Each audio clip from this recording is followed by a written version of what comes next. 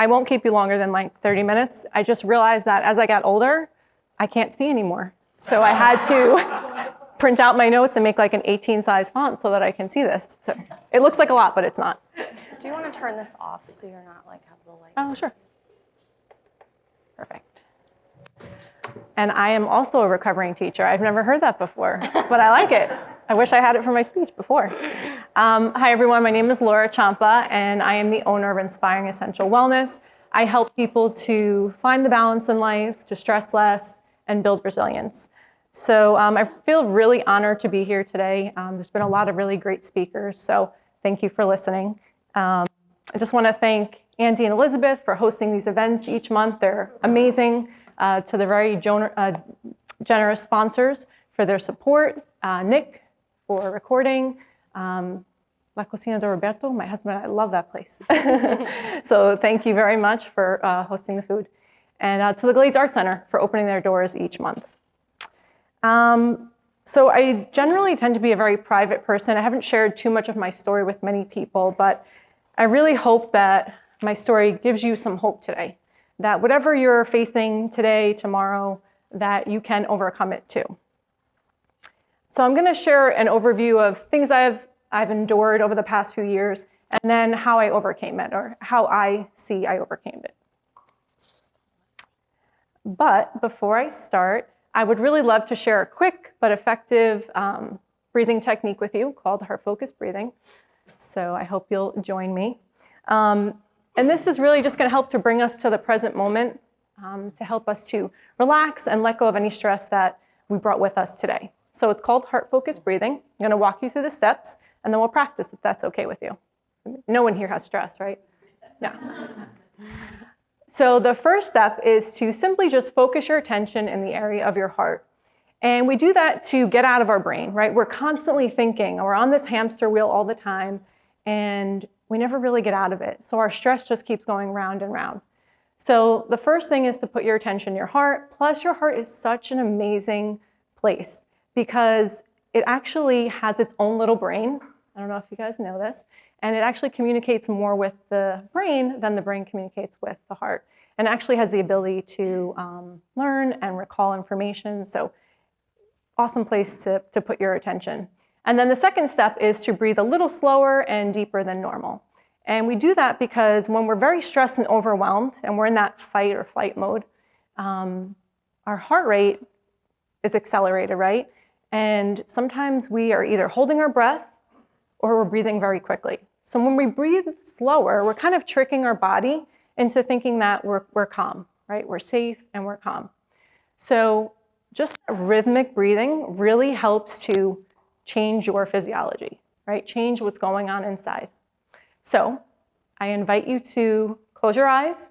If you'd like, you don't have to. If you feel safe and comfortable, please do.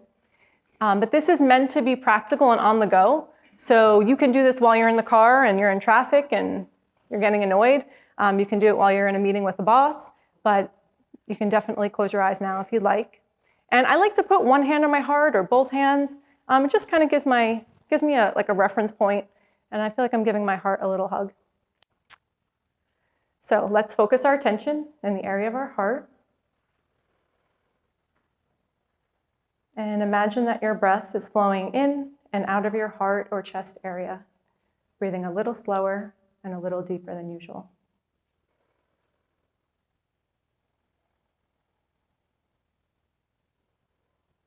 And just take notice of the rise and the fall of your chest.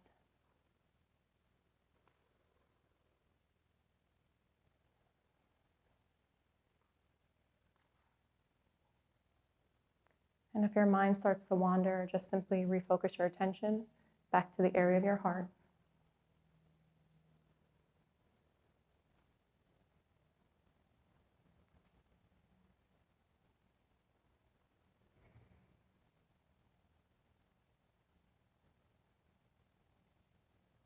And if it helps, with every breath, imagine that your heart is filling up like a balloon, and as you exhale, that balloon is shrinking back down.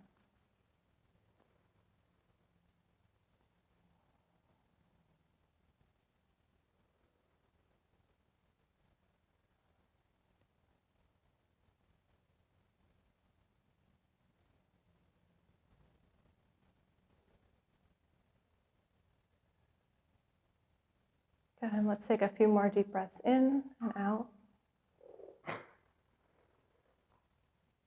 And one more in. And let it all out. And when you're ready, just bring your attention back to your body. And you may gently open your eyes. So hopefully you're all feeling just a little bit more calm now. You shouldn't feel sleepy, just alert, but very calm. So I was born and raised in New Jersey in an Italian Catholic household. I have 2 sisters and I'm the middle child. I don't know if there's any middle children here, but you know how that goes. We kind of march to the beat of our own drummer and very independent, just do things a little differently than everybody else. But I have a loving, wonderful family. And my parents really led by example. They set a solid foundation for me and my sisters. They were hard workers. My dad worked 6 days a week. And when he would get home at night, my mom would have dinner ready always. We'd eat together as a family. And then she would go to her part-time job at night. And they always stressed hard work and family were 2 really important things that they always taught me. And if you have nothing nice to say, don't say anything at all. That was also another one. So as soon as I could, I began working too. At age 8, I had a paper out. I don't even know if they deliver papers anymore, but I did as a little kid. And then growing up, we had the basic necessities, but we didn't really have anything extra. We never went on vacation or really went out to dinner. And I knew that I was missing out because I saw my friends and their families doing that. So as I got older, I really decided that I wanted to do better for myself. I wanted more than my parents had. So that prompted me to go to college and later go on to earn a master's degree. And then shortly after graduating college, I had saved enough money to buy my own home in New Jersey. And I paid off all student loans, and life was going really, really well for me. I met my husband after moving, and he was financially stable, so I felt really good about, life was going to go well, and we were going to be okay and provided for. We had this beautiful wedding and dreams of starting a family, and it really seemed like I was on track to living the life that my parents had hoped and expected that I would. However, my life really didn't turn out the way I planned. My marriage kind of tore my world apart. And it's these struggles that I encountered over the next few years that really forced me to grow and change both professionally and personally. So my dreams of marriage, having a happy marriage, quickly faded when I realized that my husband had a prescription drug problem. The marriage became very toxic and unlike the marriage that my parents had. And the more I tried to fix things, the worse they became for me. He was really good at making me feel like I was wrong and crazy, and that really damaged my self-esteem and my confidence. And then on top of that, no one in my family got a divorce. Everyone stayed together. And then I had that Italian Catholic guilt that, I don't know if there's any Italians in here. You know what I'm talking about. We got married in a church, so it was for better or for worse. So I stayed, right? It was worse, but I stayed. But eventually his condition worsened and so did our fights. And I remember particularly where we had this fight. And I remember home with the love and care for me. And I became really sad and angry with myself that I had let my life come to this point, right? I had worked so hard and listened to everything my parents had said, and here I was. So it was around this time I saw this movie called The War Room. I don't know if you've ever seen it, but that movie changed my life. And it really taught me how to seek answers from God and turn to Him and really grow my relationship with Him. So through my dialogue with God, I decided to give my marriage one more year. And through His wisdom and guidance over that year, I came to realize that it wasn't going to work. I had to do something. Life was not getting better for me. So from this point forward, I really asked God to guide me and give me answers and to lead me in the right direction. And, it's funny and it's hard to explain, but, every time I had that feeling like, maybe I should go back, maybe I should give him another chance, maybe I was wrong. In like my mind's eye, I can see like Him kind of turning me around and keeping me, facing forward and moving on this path. It was like, no, you're going to keep going. It was almost this gentle nudge, like it literally felt like a force. So I knew that I was on the right path and I had to keep going forward. So while dealing with this stress, I encountered some financial issues as well. So to ensure that the divorce was quick and expedited, I let him take anything he wanted, including our savings. I didn't ask for any alimony. And this was really hard for me because my parents had placed so much value on working hard and saving money that it was hard for me to let go of all that. But I did realize that that money really wasn't security. What gave me security was my peace of mind. And in order to have that again, I really needed to get out of the divorce. So I sold my house to move closer to friends and family, and probably shouldn't have sold my house at that time. It was the housing market crash. I don't know what year that was. What year? Oh, wait. So there was another one, though. Anyway, but so I lost all the equity in my home, plus I owed money at closing, which was not cute. And this left me officially broke. I had no money to my name. And where do you go when you're broke and you have no money? Back with mom and dad. So at 38, I moved back in with them. Needless to say, I was overwhelmed, ready to explode. I didn't think I was going anywhere. But I did have this sense of knowing that things were going to get better. I was making better choices and I was moving forward, even though it really seemed like I was going backward. I knew that I was heading in the right direction. So I took one day at a time and I began to rebuild my life. And I really wasn't sure what life would look like at that time. But I really could have never imagined that I was heading towards this beautiful life that I have today. So not even a year after the divorce, I had received news that my ex-husband had overdosed and passed away. And part of me felt guilty, guilty that maybe I could have done more to help him. And then part of me felt relieved in the sense that I knew I wasn't crazy. You know, like I didn't imagine all those years of thinking that he had a problem. But it took me some time to really recover from that and to heal. And then my dad's illness took a turn for the worse. So I just felt like I kept getting hammered. It was like one thing after another. And I kept saying to God, when are things going to get better? And then so my dad lost his fight to Parkinson's disease. And that was really hard to watch him because I really admired him. And it caused me to re-examine my life because he had worked so hard his whole life, really never enjoying much, always providing for the family. And he had these beautiful dreams of retiring and traveling and fixing up the old Camaro that he had in his driveway, and he never got that opportunity. So I looked at my life and I thought, I'm kind of heading down the same path in the sense that I'm just working. I have a full-time job, I have a part-time job, I'm just trying to save for the rainy day. And I didn't really know if I wanted to do that. I was like, I really want to take some chances and see what else that there could be in life. So I am a recovering teacher. And at that time I was teaching for over 15 years. And I really loved teaching. I just didn't like all the other nonsense that went with it. But I stayed because at that time, I really was in no position to leave teaching. I had a steady income and I really needed that money to get back on my feet.